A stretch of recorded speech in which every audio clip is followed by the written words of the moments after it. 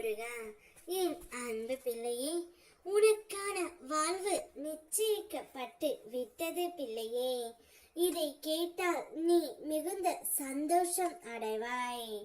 உன்னுடைய துன்பங்களில் உன்னுடன் இல்லாத எந்த உறவும் உன் இன்பத்திலும் அவசியம் இல்லை. இன்பமாக இருக்கும் நாளில் அனைவரும் கூட வருவார்கள்.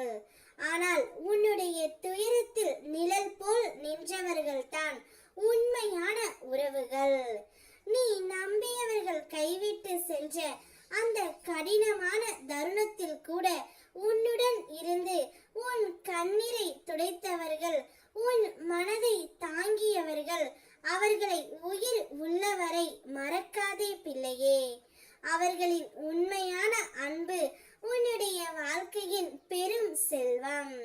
எல்லா உறவுகளும் வார்த்தைகளால் உருவாக்கலாம், ஆனால் துன்பத்தில் தோன்றும் உறவுகள் மட்டுமே நிஜமாக நீடிக்கும். அவர்களை காப்பாற்றி மதித்து வாழ்ந்தால் உன்னுடைய வாழ்க்கை எப்போதும் ஆசீர்வாதத்தாலும் அருளாலும் நிரம்பி வழியும்.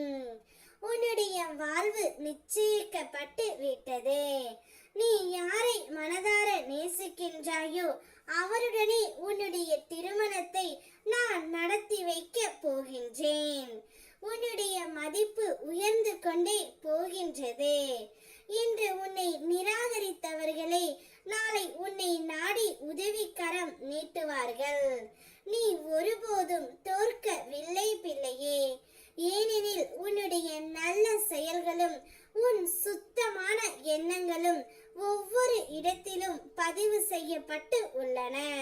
அவை அனைத்தும் இப்போது உனக்கு நன்மை செய்ய உன்னை தேடி வருகின்றன. வாழ்க்கையின் ஏற்ற தாழ்வுகளை பார்த்து வருந்தாதே. இப்போது உன் வாழ்க்கை உயர்விலும் நல்ல மாற்றத்திலும் பயணிக்கின்றது. நீ ஆசைப்படும் வாழ்க்கையை வாழப் போகின்றாய். சில காலங்களில் என்னுடைய திரு பாதங்களில் முழு நேர பிரார்த்தனையில் உனக்கு ஈடுபட சக்தி கிடைக்கும். எப்போதும் நேர்மறை சிந்தனை உடையனாகவே நீ இரு. அப்போது உனக்கு நடக்கும் நல்லதை ஒவ்வொன்றாக நான் நடத்தி கொடுக்கின்றேன். உன்னுடைய திருமணம் பெற்றோர்களின் ஆசீர்வாதத்தாலும் என்னுடைய அனுகிரகத்தாலும் உற்றார் உறவினர்களின் மூலம் அவர்களின் அனைவரும் சந்தோஷம் படும்படியாக உன்னுடைய திருமணத்தை நான் நடத்தி வைக்க போகின்றேன். உனக்கு பிடித்த வாழ்வு என்னுடைய அருளால் நிச்சயிக்கப்பட்டு விட்டது தங்கமே. இனி நீ சந்தோஷ மலையில் நனைய போகின்றாய்.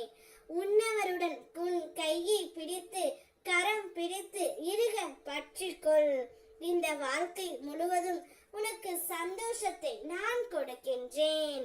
ஓம் முருகா.